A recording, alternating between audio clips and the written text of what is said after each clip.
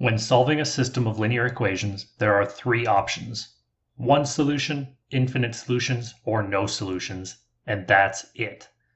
If you can find two solutions, they're an infinite number. For one solution, this is two lines crossing. They can only cross at a single point. If you're solving equations, you'll get a single answer. For infinite solutions, think of two planes intersecting. I'm not the best artist, so look at two walls. These two walls come together at a corner. The corner is a line. That's where the walls intersect. That represents an infinite number of solutions. You'll know you have infinite solutions if your system has free variables. For no solutions, think of two parallel lines. They don't intersect, so no solutions. You'll get something that's not true, like 0 equals 4 or something. Any system that has a solution is called consistent. Any system with no solutions is inconsistent.